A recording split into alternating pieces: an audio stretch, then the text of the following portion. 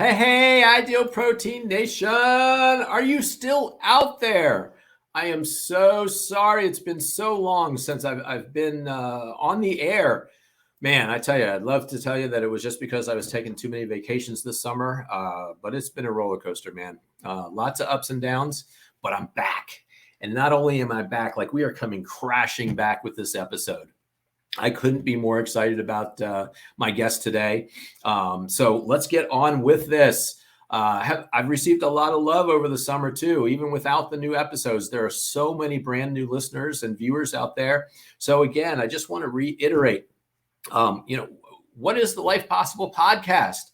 The Life Possible podcast was created during the pandemic to highlight successful clients, coaches, and clinic owners who have used the Ideal Protein Nutritional Metabolic Protocol to reset their body, reset their mind, and actually reset what's possible for their lives. This protocol has the power to actually do that. And who am I and why do I do this? Well, I tell you what, it's because it did it for me. This is me back in 2015, and there's no easy way to put it. I was fat, sick, and depressed, and I didn't see a way out. But I tell you, I truly believe that God brought me the Ideal Protein Protocol, not only to the answer of a lot of my personal prayers, but also my professional prayers. Now, I live a life that I consider healthy, vibrant, and alive. Back in 2021, I was able to fulfill one of my 20-something dreams, completing a half Ironman triathlon. Which is something that I couldn't have accomplished had I not done this program. It's also set me on this course to shout from the rooftops that a protocol like this is just the best weapon in the fight against obesity and metabolic disease. We need this, and now more than ever. And my guest is going to help me talk about this and address these things and put them into context for what's going on in the world today. My guest today is Trevor Birdman Rogers, and he's coming to us from none other than Sydney, Australia.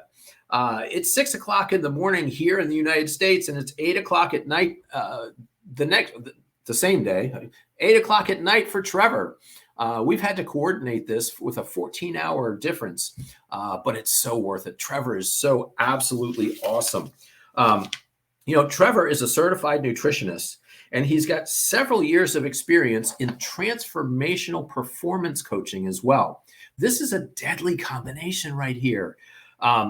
He's made life-changing impacts on hundreds of people, even before the nutritional aspect of it.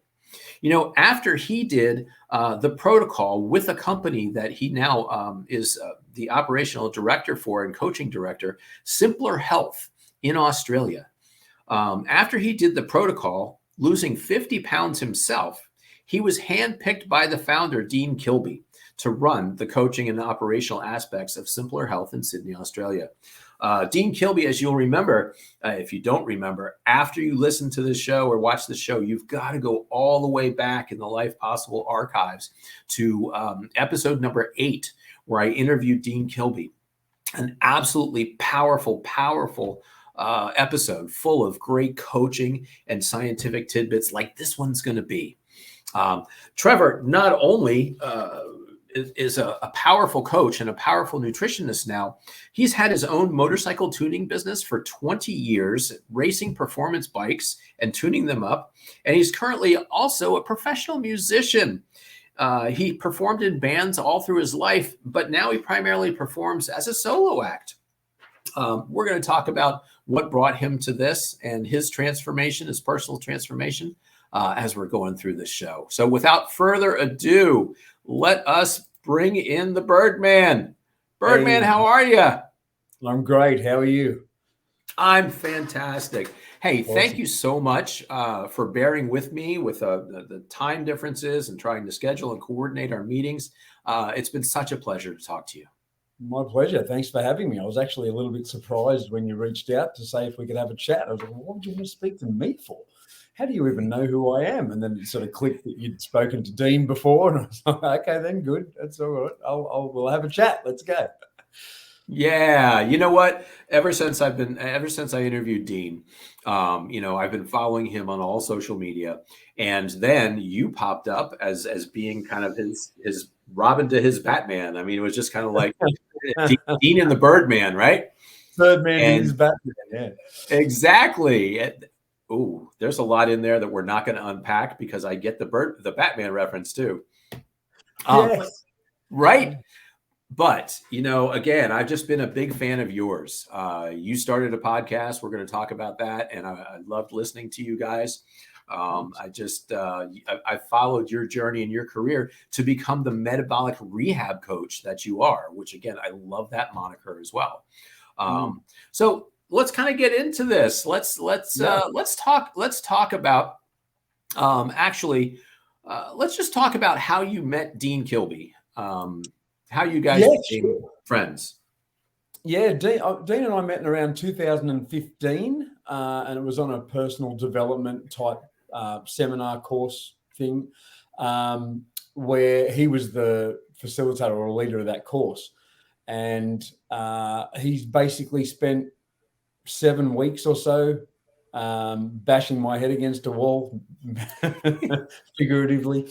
And just, I basically got my life now where I am now in terms of what I do professionally, getting married after 20 years of being with my partner, and now married for 7, taking on my own health and coming on board to do this with him. I pretty much worked out at some point along the way, if I just do what this guy says, things work out pretty well in my favor. So let's just keep doing that and see what happens. He put stem cells in my knees in 2016. I've got new knees because of him as well. I can't thank the guy enough, really. Oh, that's so amazing. And it's very congruent with my experience with Dean. And this is one of the things that I really like the most and about his company that he's built there in Australia, Simplr Health. It's built on the foundation of this transformational performance coaching. Yeah, and it's all just in contribution and to the the requirements of society right now. And speaking a bit more about Dean, it's like I have not met a guy who's just so selfless and committed to making a difference to other people. And through that journey along the way, the things I've been coached on and learned and been able to provide for other people as well, I can see why he does it. And it sets the basis for what we do at Simplr Health and why it's, so successful in the outcomes and in just Simplr Health itself, because it is really about making a difference to the health of as many people as possible. Absolutely. And that's why we do what we do here at Reset Wellness. Certainly our mantra. It's fun to lose weight, but this is so much bigger than that, right? Yeah, it has to be if it's going to work long term. Yeah. So I pulled this picture out to kind of show everybody you and Dean, just the kind of studs that you guys are. Here you are hiking in Lake Louise in April of this year. Went over to see my favorite band in a long time, which happened to be Canadian, and they were playing in around Toronto on my birthday. So that was as good a reason as any to head over there. And Dean and a couple of other mates came with me, and we basically spent 2 weeks going from Vancouver to Whistler to Banff to Calgary to Montreal, Toronto, then down to Niagara Falls, and then back to Toronto, back over to Vancouver and home. We traveled a lot and did a lot in that 2 weeks, but it was a fantastic trip. And there's no one better that I'd rather, no one else you'd rather do that sort of thing with than Dean. Well, and again, it just speaks to the life possible, if you will, that you guys live, right? It was all made up and just on the spot. I mentioned it as a passing idea of I'm thinking about doing this for my birthday, and Dean and another mate just went, I'm in. Let's make it happen. Go. It was like, all right, now I've got to make that happen. So, and we did. It was, it was very in line with the type of coaching we do as well. So that was Yeah, right. So I tell you what, you've got a very personal example of what this style of coaching can do for someone. Again, I'm going to say outside the arena of weight loss. I want you to teach or tell everybody your story. One of the big old barriers or one of your old beliefs that you had held inside your head that Dean uncovered with you. And you further investigated to find out you really needed to change that belief. Yeah, you're talking about my singing, right? Yeah. It was yeah, so for many years, I mean, I remember being a little kid in my parents' dining room, which was like a little locked away sort of own room in itself. And I'd be up on the table at 5, 6, 7 years old, pretending I was singing to millions of people and singing along to Didn't Kiss we all? albums and Beatles albums and Beach Boys and Susie Quattro and who else? Yeah, all that type of thing. And then it sort of, I don't know, over the years, it just became music wasn't anything I was really into at the time, as you are with a kid, football and soccer and things like that sort of take over, and martial arts. And then when I got a bit older, I got back into learning the guitar again, late high school. And then I sort of became a guitar player, basically, for bands. And I'd try and get as much work as I could in as many bands as I possibly could. And now and again, because I'd sing backing vocals and things like that, someone would say, you know, come and sing in our band if our singer can't do the show. And I was like, oh, you know, and it's not like this was front and center of my thinking. There was always just a really great reason for why that I wasn't going to do that. I'm a guitar player. I do backing vocals. That's all I do. I can't remember words. It's going to take, I should get around to it one day. It's probably something I'd like to do. I have always liked singing. Sounds like a whole lot of rationalizations, a whole lot of negative voices chirping in there. Fear at the front of my mind. There was no like, oh no, I don't do that. Yep. Like, yeah, I should get around to it one day, and then just life kept taking over, and you wouldn't ever get around to it. You know, it was just there was a blockage there somewhere of me want to take that on. And then through the coaching of I received from Dean along the way, there was just things that I saw happened when I was growing up that may have been in the way of, and I'll share with an example of one of the things I remembered during that coaching process was I was at a band practice when I was 17, 18 years old, and we're singing some Bon Jovi song. And that's basically where I learned to sing backing vocals, because it's just Richie Sambora's full of backing vocals. Right. And sweet guitar and backing vocals. The guitars and harmony. So I came in to do this chorus with the singer, and the singer actually stopped me and stopped the whole band and said, "Hey, whoa, stop. Don't you sing, just let me sing. Don't worry about doing the backing vocals." Now at the time, I just went, all right. But looking back at it and during the coaching process with Dean, I just started to think about that moment for a while and thought, what am I thinking about this band rehearsal back then? And then it hit me, my God, that moment in time where I got told to shut up and not sing has been like malware in a computer program running in the background the whole time. Like, I'm going to get told to shut up every time I sing. And it didn't really seem to matter how many people said, "You can sing, mate, you can sing. Go sing." Right. I sung at someone's wedding in Melbourne once, and it was a Japanese wedding, and there was karaoke on, and I sang a Bon Jovi song, funnily enough. And when I came back to the table, my dad said, "Have a look at the window, mate." And there was 3 deep at the window outside the restaurant listening to me sing. And I again, just blew it off, whatever. Yeah, wow. I must have been bored. And so anyway, that through that whole process, I just got that was a blockage in my deep down real love of singing. And then from that moment on, I just went, right, that's it, I'm singing. And then, learnt words, went out, started doing those gigs with the bands initially as a singer, and then finally taking off as a solo type act that I just play around Sydney 3-4 times a week. I mean, on that poster there, you just posted up then, there was a time before COVID, I was doing 8, 9, 10 gigs a week. Wow. Wow. Again, it's just such an amazing example of what we are all walking around with, right? Yeah.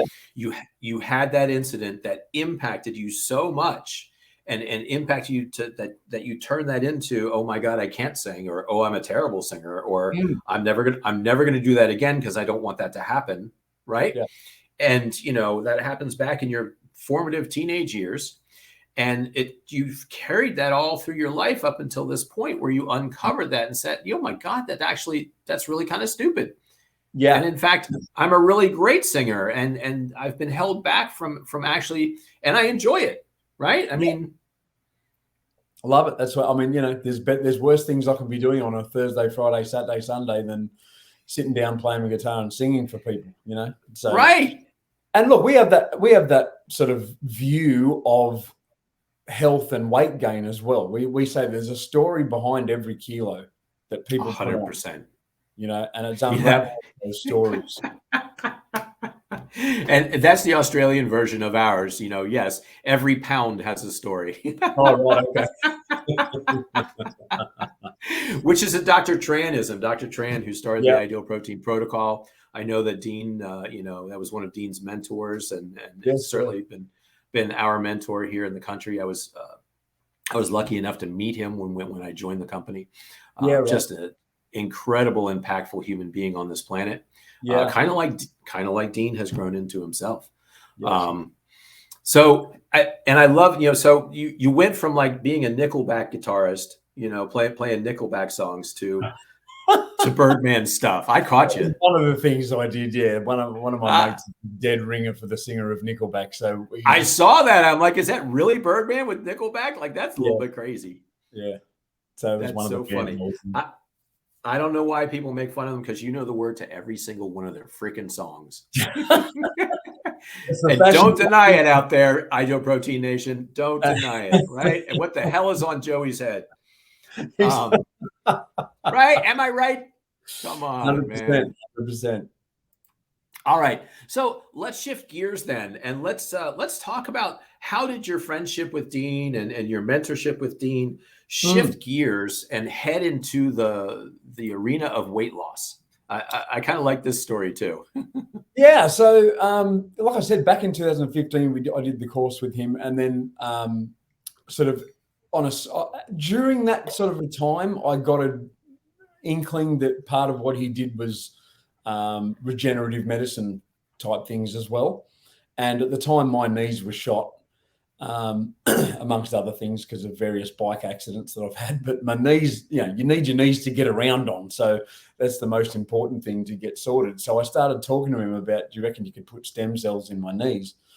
And which eventually we got done. So, how long ago is that now?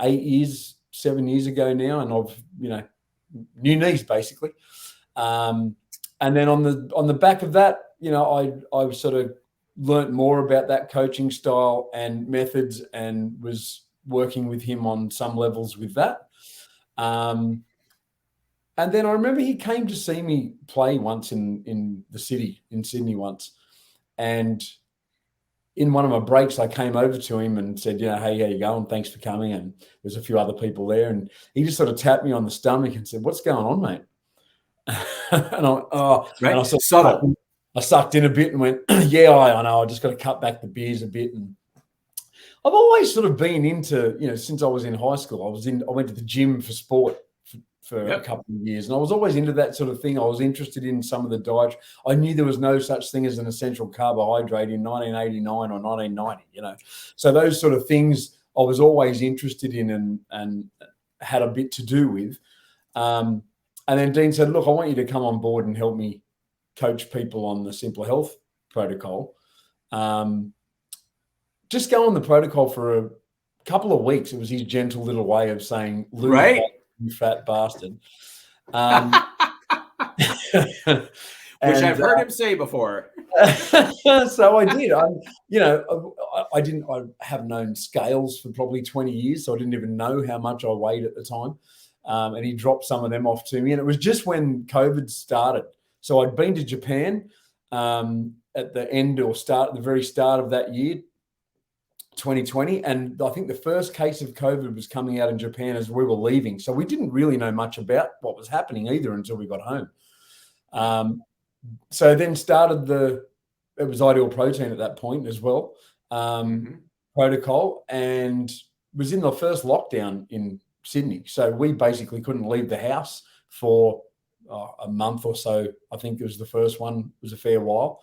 So I just sat on my backside basically watching TV, which was a big thing to get over for me as well, because it's just beaten into your head for years now that you need to exercise more and eat less to lose the weight. And I was training 4 or 5 times a week doing high intensity active recovery training and still 24 kilos overweight. Yep. And so it was a big thing for me to go, oh, what? You want me to stop training for a while? I'm going to lose all that fitness. And he's like, yeah. Just do it and gain, you'll gain it back. It's all right. But it's so hard to gain back. But sat on my backside watching Netflix for 3 months and lost 24, 25 kilos. So, which again, I'm going to call timeout. I'm going to say 24 kilos. If we're going to change that for our United States people, that's over 50 pounds. Yeah. 2.2. 2.2 times 24. We're over 50 pounds. That's awesome. That's crazy. Hey, do we have pictures of that? Yes, we do. I'm sure. There he is. There he is. That first before and after picture, ladies and gentlemen. That's what 24 kilos will do for you. Yeah. And then the one on the right is 3 years later. So, and I love this too, right? So we kind of talk about, everybody has their initial weight loss, et cetera. And you were talking about how you were so into fitness and you were afraid of losing your level of fitness. But holy crap, look at that stud over there on the right-hand side. I can see your abs, dude. Washboard right there. Yeah. So I think that's the first time in my adult life I would have had that, type of body. Yeah. And so you've parlayed the weight loss and then into higher levels of fitness than you probably ever have in your 50s, correct? Yes. Yeah. I mean, I've gone through phases of being fit and sort of in between those weights, probably close to the weight I was when that initial weight loss weight, but never managed to keep it off and never managed to get to the level of fitness and the, body shape and body composition that I am now. Yeah. And people need to get wind of this. People need to understand it's not too late. Okay. No. You can hit new levels or better levels of fitness than you ever have. Even in the older years, right? I mean, well, we're middle-aged, right? Let's just get that straight. This is the middle, right? We're not in old age yet. Yeah. But it's worth it. And we're going to be talking about reasons why it is so worth it right now. It was feeling like old age at one point, John. Yeah. It really was. It was feeling there was all the reasons of, I'm getting sore. It's hard work. Oh, why am I training so hard for? I'm just getting old. This is what happens when you get old. Yes. all those things were running the show at the time. And it wasn't until you restore that metabolic function that you realize that that's all a load of crap. And right. It's just about taking the actions to get healthy. And then, the world's your oyster. Like you said, I'm the fittest I've been in most of my adult life. So, and I want to speak to what you just said there, right? Getting that metabolic health back under control, right? And so for me, what a lot of people talk about, it's not just the weight loss, especially in the first couple of weeks. Like I was feeling horrible. And I said to myself, look, dude, if this is what it's like in your 40s, what's it going to be like in your 60s? Because like you said, I already felt like I was that old. My knees hurt, my ankle was always swollen. I had no energy, brain fog, gastrointestinal, the whole 9 yards, right? Yeah. And metabolically, the changes that happened in the first 2 weeks of the protocol, I never expected to feel even that good again. Yeah. I was much the same. I was dealing with, I had gout constantly in either Wow. one of my feet. Like if I stopped taking that gout medication, the next Yeah. bang, on the lounge with my foot up in the air in massive amounts of pain. In massive pain. Yeah. And I was chasing which foods would set it off, whether it was tomato, whether Right. it was meat, whether it was the beer, so I'd start eliminating things, and that didn't change anything. No, that didn't change anything. No, this didn't change. And you're just like, well, what the hell is it? And then I'd look up, could this be causing it? It was all just metabolic dysfunction. I haven't had a gout attack or any medication for it in 3 years. Wow. Wow. That's crazy. Yeah. Yeah. Wow. Yeah. So that led you to decide that you wanted to look into this a lot deeper, right? You took a deep dive and decided, hey, why not become a nutritionist? No, that was more Dean. Yeah. Too funny. Hey, you need to become a nutritionist. I learned a lot along the way, and I probably learned more from Dean than I did on the nutrition course. Well, that's right. Yeah. I mean, because the nutrition course was probably still inside the box, right? Yeah. Right. And fat makes you fat. Carbs are the preferred fuel of the body. Don't have salt. There was some alternative aspects to it of different approaches and all that sort of thing, but it was more about, and this is, I think, the issue with the general health and weight loss industry as a whole. The nutrition course was predominantly about fueling performance at whatever level that is, right? Yep. There's no context given to anything. And it's like any social media person you see that's bandying about fasting or carnivore diets or slow weight loss for sustainable results, or all the different myriad of things that people come out with now that are the way to do things properly. There is never any context given to that. So just cutting calories, for example, by 500 a day might be fine for someone that's metabolically healthy and is training and doing their things, and they knock their calories back a little and they'll lose a couple of kilos over the next few weeks or months. That's fine. But in context of metabolic dysfunction, it ain't going to cut it. Nope. At all. So I think that's where, what we do, and I'm sure you're the same, is provide the context for, no, this initial part of it isn't for life. It's not designed to be. And neither's the middle parts. It's a correctional phase where we have your body return to optimal metabolic function. And then we train you in how to sustain that for the rest of your life, which is the most important part for people. Yes, absolutely. It's about metabolic health, right? Yeah. This is finally a concept that we're seeing more and more and more on social media. People are understanding it so much more. Metabolic dysfunction versus metabolic health. Metabolic dysfunction being the root cause of so much of the chronic illness, as well as the weight gain and obesity that we see around the world. And the more we start cluing into this is it. This is it, Trevor. Yeah. Yeah. I mean, they've even coined the term inflammaging now, which, oh my God, a big I hadn't even heard that yet. Haven't you? Yeah. So, along with type 3 diabetes, which they're referring to dementia and Alzheimer's and things like that. But inflammaging is one of the biggest hallmarks of how we age and how early onset of age-related diseases are coming aboard. It's all due to inflammation, which is a byproduct of metabolic syndrome. Absolutely. Absolutely.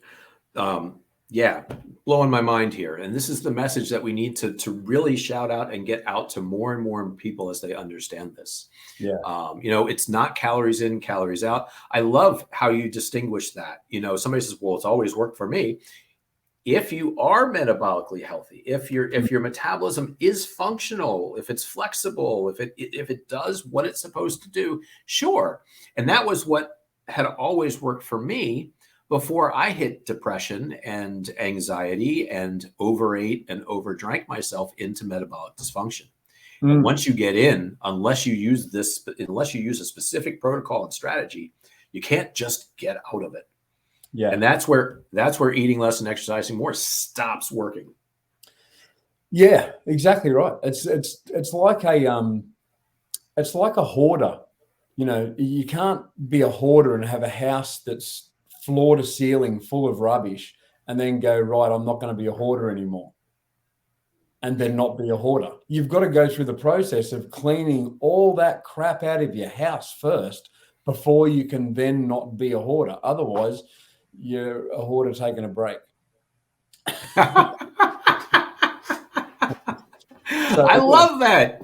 Oh my That's God. how we Yeah. approach metabolic health. The scales need to be tipped in the opposite direction for a period of time to recalibrate, so that everything works exactly as you said. So that when you do just have those adjustments, everything's working optimally and as it should, and so the results follow.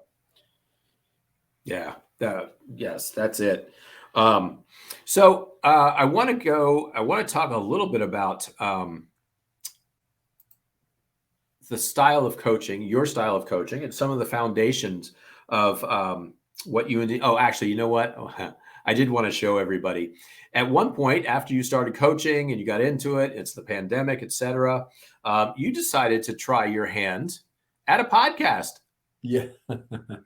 Right. Sorry, just to go back to your question about the nutritional thing, as part of all that learning that I got from Dean along the way, as far as the metabolic situation and how things work, it was a good idea he said, just to have that qualification, because, at some point people will say, so what are you, a doctor? Are you a nutritionist? Are you a dietitian? I can say, yes, I'm a nutritionist. So Dean put me through the nutrition course, at his cost. This is what I'm saying. The guy, it's just all in the view of contributing to me at that time, in setting me up to be able to basically run the show for him. Yeah, right. And like you said, there's a podcast. There's a certain amount of credibility that people are looking for, right? But unfortunately, we find that moniker of nutritionist, you can go so many different ways with that you might be getting good advice and you might not be getting good advice, and right, just like anything. Yes. So yeah, you guys started a show. You guys started a podcast called Chewing the Fat. Again, I love your tongue in cheek. A lot of the things that you guys say, and I thought chewing the fat was spot on. That was. Yeah. So again, that was in the lockdowns in COVID. Yeah. And some of the things we were talking about, and I had a heap of people. I think it was like 70 or so people, because I was stupid enough to put my fat guts on Facebook and said, here's what I'm doing. I'm going to put my progress up as I go, and anyone's got any questions for me, let me know. And then, Dean said, how about we do a chat, like a Zoom chat once a week, and we'll post that up there, and we'll talk about, what you're doing on the protocol, how you're feeling, some of the science behind different things. You think of questions you want answered that generally people would look for, or if people send me questions or whatever, and we'll go through them on the chat, and then we'll just post them up. So that's what we did. And then he said, and I've got a great name for it. We can call it Chewing the Fat. Yeah. All right, then let's do that. So I think the first, I can't remember. There's probably over 30 now of Dean and I. And then there's other guest ones where I interview past or current clients. And there's also some special guest episodes where some of the advisors to Simplr Health, who are some really big names like Joseph Maroon and Kristen Willemere and Olivia Lessler and some other big names of in the scientific community that advise and share knowledge with us, and we get to bounce ideas off and all that sort of stuff with. And then I ended up writing the intro theme music for it. So the ones you see with the Simplr Health logo coming in and spiraling, and then the music starts with the I recorded that at a mate's place and used that for the intro of the Simplr Health podcast. I love that. The personal touch there. That's why he really wanted me. It wasn't for the coaching. He just he wanted good. intro for the podcast. Good theme music. I love that. No, some really great, frank discussions, I will say, on weight gain, weight loss, etc. Yes. Coaching points. So if you look that up, Chewing the Fat, it's on Facebook, right? It's on YouTube. We've got our own YouTube channel. It's actually on the Simplr Health website, simplrhealth.com.au. They're all on there as well. I don't know how much longer they're going to be on. They may stay up there, they may not, because there's the whole protocol, basically, the ins and outs, the science, everything is in those. So it amazes me how many people don't watch those videos, because it's all in there. Yeah. It's astounding. Some great info. There's nothing more you need to know than what's in those Chewing the Fats. You know what, though? People need to hear it more than once, I mean, over and over and over again before sometimes it really takes deep root, right? Yeah, well, I think what we do is it sort of points to why that doesn't work either. Knowing makes no difference. People really, these days, there's more information than you'll ever need to know that you'll be able to look up on how to lose weight and get healthy. It makes no difference. There's cardiologists and doctors and, we've coached other nutritionists. We've coached endocrinologists that are all overweight and knowing how to do it makes no difference. It's great knowledge to have, but you've got to actually do it. That's where the coaching comes in. And you know what? That's a great segue. Thank you for that. The consummate professional Birdman. I actually brought this down from the Simplr Health website because I was fascinated. I do enjoy these 4 bullet points that you guys have as 4 strategies to achieve permanent weight loss or lasting weight loss, which is what we're all after, right? Yes. And I wanted you to try to address each one of those for us just briefly. But what is the heart of each one of these things? Yeah, sure. So look, the first thing is generating the courage to get something done about your health. Most people have done 10, 15, 20 different things, failed or had limited success or succeeded for a very, variable amount of time, and then ended back in the same place and are resigned to, maybe I'm just meant to be this way. Maybe I should just be okay with how I am and try and manage the body I'm in for however long I've got left. Wow. Right. There's some real barriers people bump up against in, like, why is this going to be any different? And speaking to what I said about knowing more, that's one of the biggest things on those initial inquiries we have from clients, is just trying to know more and more and more. Tell me about this and why that. And at some point, you just got to say, look, this isn't going to make any difference to you at all. All it's going to make a difference is taking that leap, registering to do the protocol and doing it. The only thing that's going to make a difference to anything ever is the actually doing of it. Knowing more makes no difference. So it does take something for someone. And we acknowledge the hell out of people for doing that when they do, because they've had to push past those beliefs that they can or can't do it, whether it will or won't work, the things they've tried in the past, the cost of it, whatever it is they've had to push through, and just take that leap of faith one more time. It takes something for people. So there is that generation of courage to actually commit. The second thing, very, very well said, Trevor. That was absolutely beautiful. So many people get stuck. It's one thing to know it, but it's another thing to put it in, knowing something and doing something. There's this chasm in the middle, right? Yeah. And that's what we need to get people through. Yes. So the second one is just to get educated and leverage the science. So, again, people have been conditioned through the weight loss industry in particular in just being spoon-fed either meals plans, the makeup of the diet or whatever it is. And let's make this as easy as possible for you to fit in to your lifestyle, to pander to your taste, to make it sustainable, and all the things that have actually, if you have a look at it, what got them into trouble in the first place. So you really need to get educated in and take an interest in what's happening and like try and extract as much from us as possible rather than us spoon feed you everything and hope it works out different this time than it did the last 10. Well, and again, we put together a very simplistic protocol, right? The ideal protein protocol is very simplistic. The Simplr Health protocol, based on the ideal protein protocol, very simplistic, right? And people can take a brainless approach to it and just say, look, I'm just going to do it and it's going to work, but not engage in understanding the, like you said, the science behind that. And being able to leverage that is the most important part of the long-lasting results. Right. And to be a real demand for that as well, be a demand of us to know and learn more, because as much as the actual doing makes the difference, the knowing also, I remember walking in when I was on phase 1 and walking into the supermarket initially and getting some stuff I needed. And I'd look down the chips and the chocolates and the drinks aisle and whatever and think, oh, no, don't go down there. You'll just be tempted. Don't do that. Don't do that. And then over a period of time, it sort of shifted to a real, don't even want to go there. Wasn't even interested. Like, nah, that's just poison.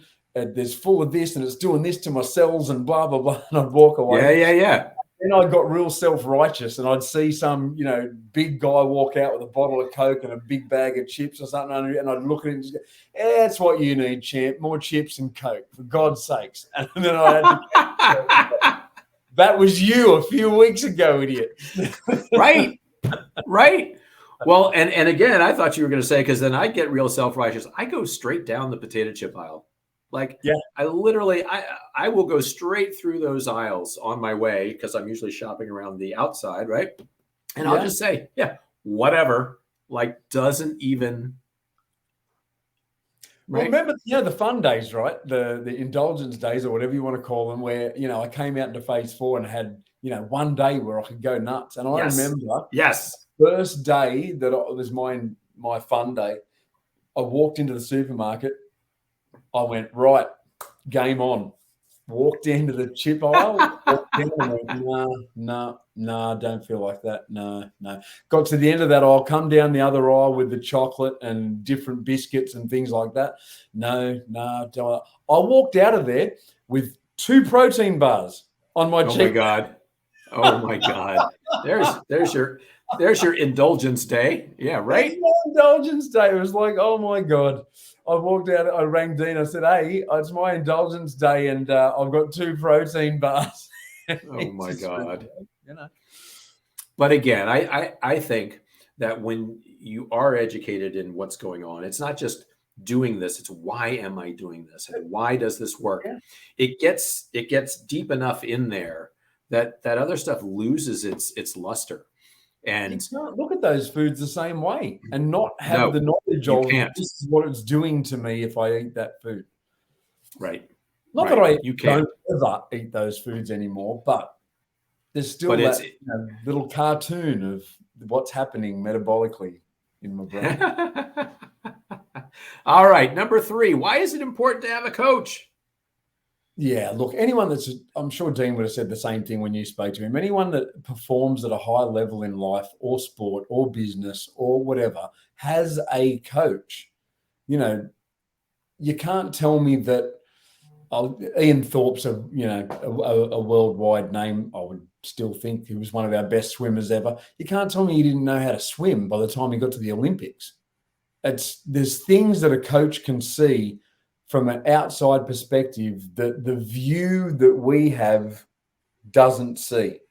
And that's the opportunity of the coaching, is to put the past beliefs and truths and sacred cows you have about you, about health, about food, put them to the side for a brief period of time, take the coaching on for the week and see what opens up.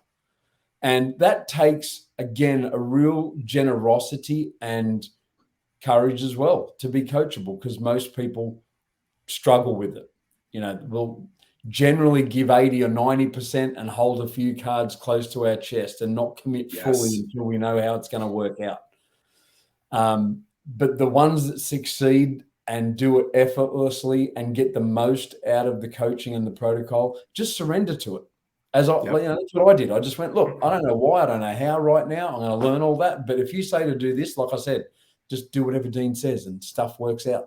So that's what I did and just stuck to it 100% all the time. My wife is, she's a chef in the family's restaurant and makes amazing food all the time. And along phase one, I'd come out and she'd say, "Here, can you just dip your finger in that and try it?" And I said, "No." "Why?" "Because it might have, has it got sugar in it?" "Yeah, but I just want you to dip your finger in it and taste it." "No, I don't want it to absorb through the lining of my mouth and get into my system." I was that anal about sticking 100% to the protocol. But that's what works. You know what? That's what works, right? It's not 90%. It's not 85%.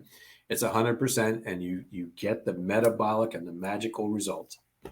Yeah. Things show up differently when you can just, look, the things that I had held on to for many years over that time were going to be there at the end if it didn't work out. I could just pick up at the door and walk away with all those beliefs and thoughts and whatever anyway.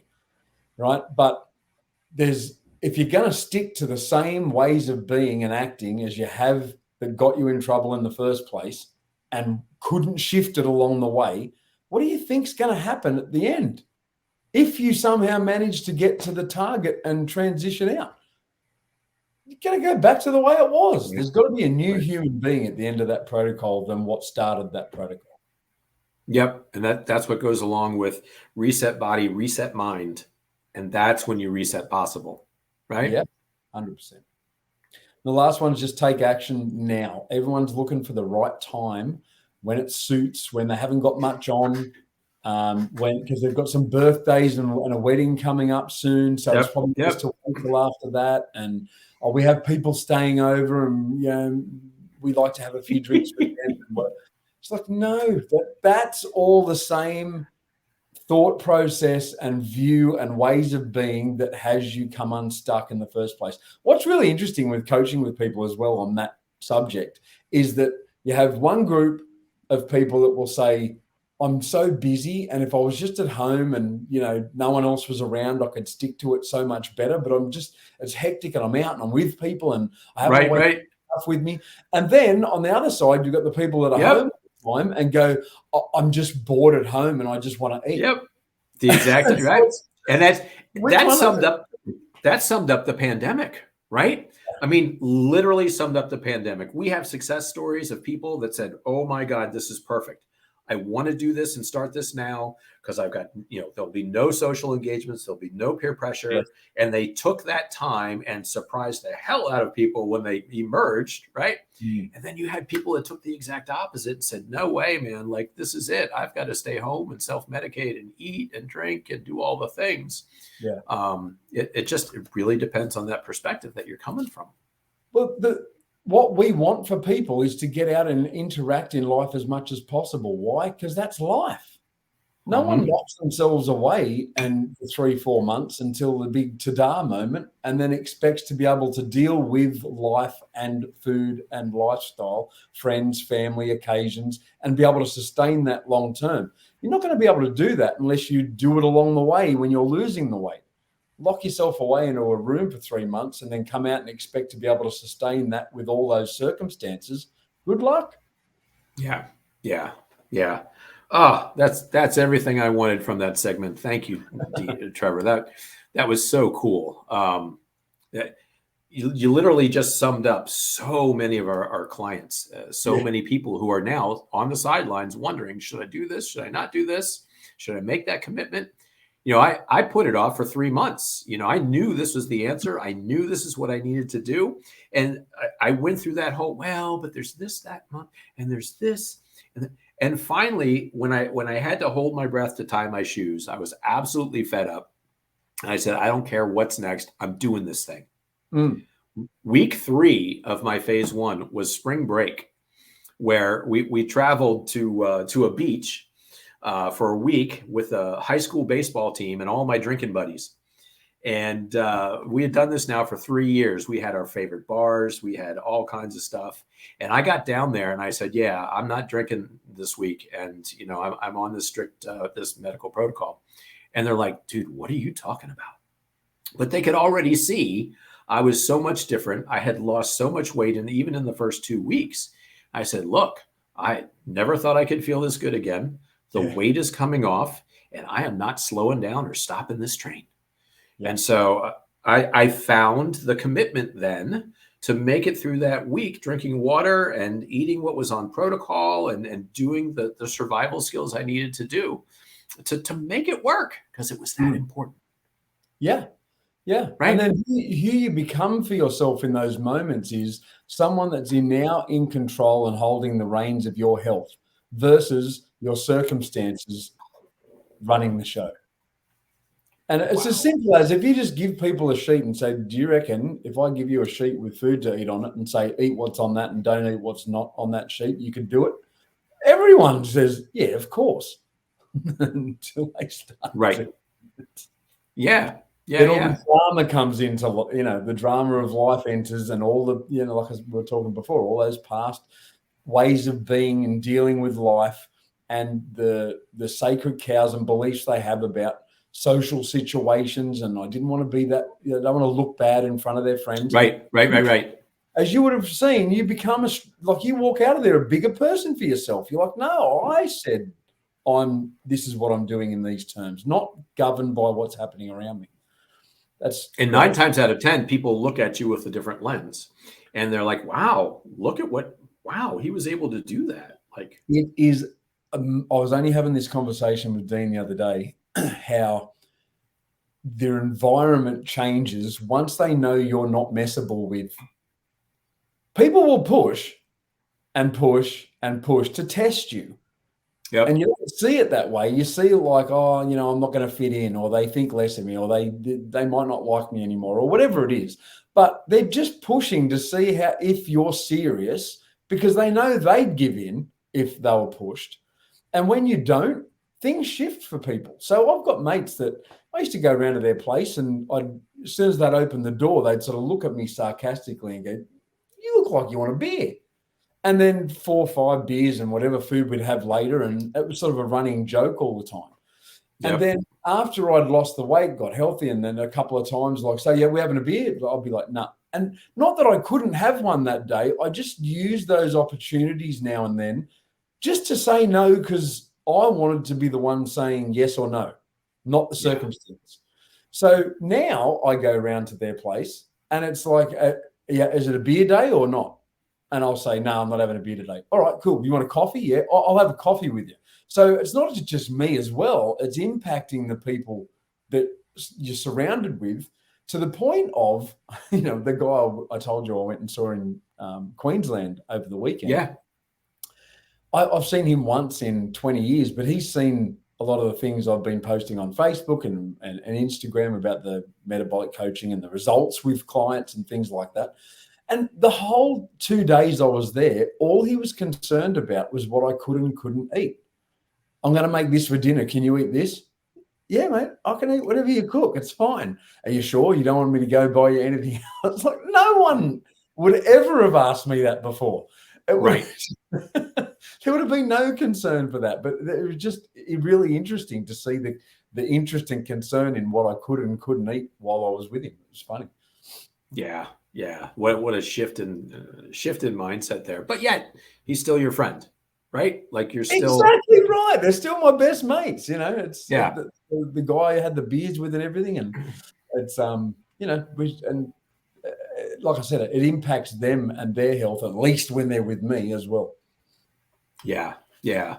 All right. So let's shift gears real quick. I want to start. I was also, because as you saw, I've been stalking you a little bit more so on social media, on your website, as I've been preparing for the show. And on Instagram, I found a study that you guys highlighted and had some quotes on that I found was absolutely fascinating. And I can't understand why I haven't come across this yet. But I wanted to speak to this. I wanted to speak to this study here because I feel like it speaks to our protocols very specifically in scientific literature. Yes. And the title of it was "Low Calorie Ketogenic Diet Improves Immune Function," which is fascinating. It doesn't say improves weight loss, right? Yeah. It says it improves immune function, right? And we could go on for hours and hours. And it was in Medscape, May 13 of 2022. But you pulled out these quotes, and so I wanted to speak to these quotes because it just hit me like a ton of bricks. Nutritional ketosis has gained great interest in recent years because it is shown to have beneficial properties for health and promotes healthy aging and increased longevity. Furthermore, in the case of obesity, we have more and more evidence that it is an effective treatment, mainly because to achieve this metabolic state of ketosis, right, routes that require the combustion of fats are activated. And this induces the body weight loss. This speaks to phase 1 of our protocols, right? Yeah, shifting metabolically into that therapeutic state of ketosis. Yes. Yes. And look, it's an interesting thing that people have this concept that, if you're feeling low during the day, you need energy and therefore you must eat. When most people have tons of it on hand for your body to use, it doesn't require any more for quite a while. And I'm not saying you should starve yourself either. It's, no, you want to do it like you said, in a complete manner. We've been conditioned, and we've been conditioned. Number one, the biggest myth is that carbs are the preferred fuel of the body, right? Well, no. See, I had this conversation with someone the other day, and it's technically true, right? But when people hear that, they hear it like your body would rather burn carbs, as far as it likes it better. It runs better on carbs. That's not what it means. It just means that given the option, if they're on hand, it will use them first. Of course, because why is it going to want to survive by storing fat in cases of no food when there's this stuff we can use beforehand and we'll just store this for later on? People here preferentially burn carbs like it's a great thing for the body, and it's the actual opposite. It speaks to what you said about most nutritional advice and most things that we see out there are based on performance athletes, right? They're based on high performance, which is what carbs are used for. High intensity effort for running fast and lifting heavy things, right? Yeah. But if you're metabolically flexible, right now on this podcast, I hope neither one of us is burning carbs for our primary fuel, right? Yeah. Like this is a great example of what fats should be used for, so that we conserve those carbs for those high intensity efforts. If as a species we had to eat energy to fuel us through the next 2 hours of our life, like we've been taught, right? 6 meals a day, you need energy for the next however many, and I don't have energy, I need to eat. Yeah. There'd be no humans left on the planet. Exactly. Makes no sense at all, right? Yeah. So, the other thing too that is fascinating about protocols like we use, a very low calorie ketogenic protocol, right? This quote really struck me because this is, I think, one of the most important topics in metabolic health, health in general, and aging. In this sense, a very interesting result is that despite the strong weight loss it induces, it preserves muscle mass and function and improves resting metabolic rate. These two variables are important because all therapeutic strategies that exist to lose weight led to a significant reduction in fat-free mass and also a reduction in energy expenditure at rest. This factor is associated with the risk of regaining that lost weight, which is currently the great challenge in the treatment of obesity. Right? Yeah. Preservation of muscle mass is paramount in any kind of a weight loss program. And that's why you have to do it metabolically. This is the difference. Yes, 100%. I mean, even in terms of people go, oh yeah, but you want to try and build muscle and which is, there's nothing wrong with that either. But the more insulin sensitive you are, then the easier it is you're going to build muscle as well. So you want to restore that metabolic function as soon as possible before you even get to, going down the path of building more muscle and all that sort of stuff. Preserve the muscle you've got. Not that it's not it's impossible to build muscle while you're burning weight. I've had clients that have gained 2-3 kilos of muscle while they're chewing through 1 kilo to 1.5 kilos for women body fat each week, just doing minimal amounts of exercise. I was shocked. I was like, what are you doing? And it was just some sort of yoga, I think. I was like, wow. And they were on DEXA scans. So they weren't just like body comp scales. Wow. DEXA scans over the course of the phase 1, they gained crazy 2 kilos of muscle. Yes, I was stunned too. So, there's, like we spoke about before, it's a context that matters. And when you're restoring metabolic health, the biggest opportunity for sustaining that long term, at least initially, is preserving that lean muscle tissue. 100%. Right. Muscle dictates metabolism. Yeah. And the more pounds of muscle you have on the body, your higher your basal metabolic rate, the more calories your body burns in a 24-hour period of time to keep you alive, even before you do activity. And so when we do programs, when we take pathways that make us lose a significant amount of lean mass during a weight loss program, it's a recipe for metabolic disaster, really. Yeah. Yes. I have a feeling we'll touch on that in a minute. Yeah. And this last quote was really pretty great too, because it touches on another myth of weight loss. And you spoke to it so eloquently when we talked about it before. Busetto remarked that 3 important points clearly justify the use of a very low-calorie ketogenic diet. The first is the speed with which the initial weight loss occurs. Recent studies have looked at the benefits of a significant loss of excess weight early in a weight loss diet. And although this is an association rather than a cause, the results strongly suggest that rapid initial weight loss increases the chance of the result being maintained in the long term. This clashes with the traditional recommendation of losing weight little by little as a strategy to achieve long-term results. But it must be taken into account that there are many myths in the treatment of obesity that current evidence is dismantling with new data, and this is one of them. Yeah, for sure. The old tired mantra is you need to lose weight in a slow and sustainable manner to be able to keep it off long term. And another way, when I hear that, I go, okay, what else does that say? How else does that say? You could say you need to stay fatter for longer, is basically what that's saying. Now, when you're talking about inflammation and metabolic dysfunction, you'd want to correct that as soon as possible. You don't put your car into the workshop and say, hey, I need this fixed for work, but you take your time so that the repairs, you want it done as soon as possible. If the guy knows what he's doing, you'll get it done and you'll have your car back and you won't have a problem again.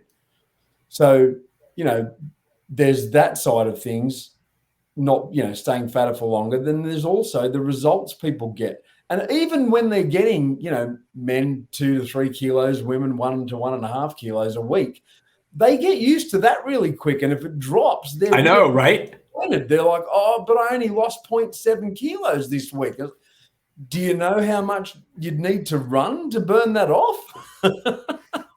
Absolutely. I say, what other program would you be disappointed losing that much weight? Yeah. Right? 100%. But it keeps people in the game, then even if they are disappointed that first week, that's why the coaching's there.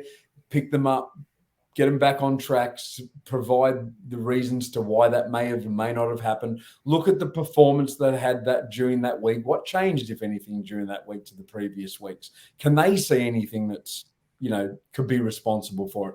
And if not, maybe they just lost 0.7 kilos that week.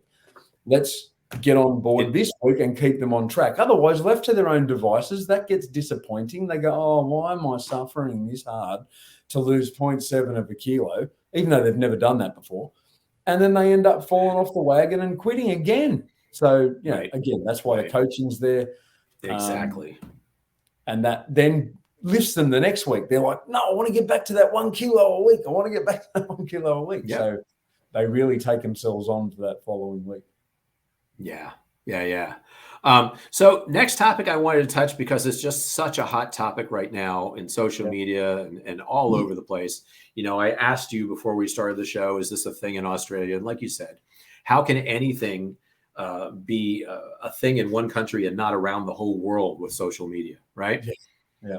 So, touching on the topic of using these GLP-1 medications for weight loss versus doing something like a nutritional metabolic protocol, like the IDO protein protocol, like the Simplr Health protocol in Australia, the value of doing that. What would seem to be different about those two things? What would you think would be an argument for one versus the other? Yeah, I think it's the what's missing in the health and weight loss industry or space in general is that it's all concerned with the weight loss and not how to sustain that for life. The weight loss, as far as we're concerned, is just the correctional phase that you need to get done, and is the easiest thing. Eat what's on the sheet, don't eat what's not on the sheet. It's not much more complicated than that. When the blinkers come off and now you've got freedom of choice and there's this whole new view of what you can eat, how do you sustain that new health set point long term? That's what most diets and these weight loss drugs don't address. So you're either on them for life, and some of the side effects now that are coming out with these drugs that are, I saw one the other day that they're now actually looking at some people having suicidal thoughts on some of the drugs. There's other people coming off them. They're saying that the insulin sensitivity is worse than when they started the injections to start with, when they finished taking the injections. I can't remember the mechanisms for that, but it was really interesting as to how that was the case. Not to mention the nausea, the vomiting, the headaches, the everything else. So people will still do that, though, through the ease of how that occurs to them. If I just need to jab myself with an injection once a day or week or whatever it is, and then I'll just lose the weight because I won't be so hungry anymore. Same deal, though. It's the same person that finishes that course of medication that it is that started it. Nothing shifted for that person. It was all the medication that did it, not them. So what's going to happen when they go back to normal life? The same thing that happened the first time. And then they go, oh, those drugs didn't work either. I just put it all back on. Of course you did. Right. It does nothing to change your habits. It does nothing to change your nutritional education. It does nothing to support you in the process, right? Exactly. And like you said, just in a situation, the thing that scares me the most is when you look at the literature, we're seeing up to 40% of the weight that's lost. Just simply taking this approach is lean mass. It's muscle, it's lean mass, it's not fat. And so that drops that resting metabolic rate, that basal metabolic rate, to a point where all you have to do is add a few extra calories in there and you get back in that weight gain cycle even easier than before. Of course. And that's where most diets that just restrict calories overall fail as well. Because as you said, if you're not getting enough protein, and when I say enough, I don't mean high, just an adequate amount of protein to support that lean muscle tissue and support hormone regulation and production, then you will lose lean muscle tissue. And restricting calories overall, which is basically what those dietary drugs are doing, just making you not as hungry, so you're not going to eat as much, so you're not going to get as much protein, you're going to lose lean muscle tissue. Not a good idea. Now, when you come out the other side, instead of needing 2,000 calories a day to break even, you now only need 1,700 calories. And you wonder why you're putting weight on faster than you did to start with. Yeah. Of course you don't. Yeah, we've kind of been debating this. I've been debating with people about this for a little while now. My bottom line really is that a nutritional metabolic problem requires a nutritional metabolic solution if we're going to get any kind of meaningful, long-lasting results. And that's a protocol like we both coach. It's a protocol that not only coaches you through that weight loss phase, but then teaches you that proper nutrition, that nutrition that your body needs to support and preserve your muscle mass, to keep you metabolically flexible so your body can choose to burn fat when it wants to and choose to burn carbohydrates. And that lifestyle doesn't have to suck. I enjoy great food. Don't you? You just cut out for a split second. Then you said, "Don't you what?" I enjoy great food on my lifestyle, right? I mean, that lifestyle doesn't suck.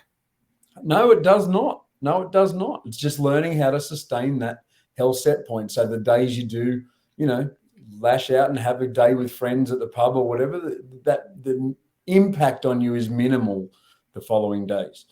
So Yep. And I believe it was Dean actually that said to me, a healthy relationship with food requires unhealthy food occasionally, right? You should be able to enjoy that occasionally. yes. So Yes. it's not strict, oh, I'll never have that again, right? It's, you know what? Yeah, every once in a while, I will have that at the right time, the right place, the right circumstances. I'll enjoy something like that. Yeah. Yeah, and not feel guilty about it and not feel, oh my God, I'm going down the same path as I used to be. No, you have the tools and you've practiced being able to minimize the impacts of those days so that they don't have an effect on you whatsoever. And there's just the responsibility that people take on with their own health. They become responsible for their health versus some drug made me do it. That's the biggest downside to those things, as I can see. It's attributing cause to something that's outside of my power. Yes. So how am I going to have any power in sustaining it long term when it wasn't me that lost it in the first place? It was that. Right. No, I love that. And that kind of brings me to another Dr. Tran quote, then we'll close this show. In a lot of situations, et cetera, obesity or overweight is not all of our fault. We've been taught the wrong things. We get bombarded with messaging and all. So it may not be our fault to a certain degree, but it is our responsibility. Yes. Because nobody can do that for us.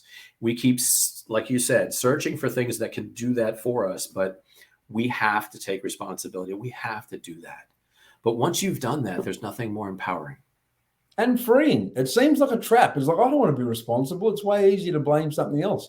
But the freedom that comes with having the responsibility, once you sort of get some sort of mastery around that, is phenomenal. There's times where things happen in life where it'll happen a bit too often, where I'll be in those social functions or whatever, and I think I'm starting to feel a bit puffy. I've put on weight again, and I'll stand on the scale again. Nah, I haven't. And then it sort of hits me a bit, and I go, how haven't I put on? Oh, well, of course, because I know what to do not to put on weight. I've got that metabolic flexibility. It's really freeing to be responsible for my own health versus being at the effect of something else. Yeah, very empowering. Trevor, thank you. Thank you so much for your time and for everything that you've shared with our listeners and viewers. This is the impactful show I hope that it would be. I'm going to go back. I will confess, I don't listen to my shows over again a lot. This is going to be one of those shows that I go back because there were so many gems that you said that even are going to help me language some things in the way that I coach as well, a little bit differently. So thank you, Trevor. I really appreciate it. Get something out of it, and whatever that you do and take out of it, just do something for your health, whether it's Ideal Protein or Simplr Health or whatever. Just take action now. I love that. I love that. Thank you so much, Trevor. Hang out backstage. I'll be back to you in a second. Have a good one. All right, ladies and gentlemen. I hope that you listened to that show more than once. Like I said, I totally admire Trevor so much, watching his journey over the past few years. Knowing his mentor, Dean Kilby, and the incredible work that they're doing in Australia. And so I hope that I would get some gems, some absolute coaching gems that people can be writing down. I'm a huge Post-it note guy. So literally, if I could have, I would have been writing Post-it notes this entire time. So I tell you what, thank you again so much for being with us. I'm going to pump out a couple more shows here. We're going to get right back on a roll because there's nothing more important than hearing the stories. Every kilo, every pound has a story behind it. And those stories need to be told. And that's why I'm doing the Life Possible podcast. There is no stronger weapon in the fight against obesity, metabolic disease, mental health we're finding, than a good, strong nutritional metabolic protocol such as ours. As always, keep chasing your life possible, and we'll see you soon.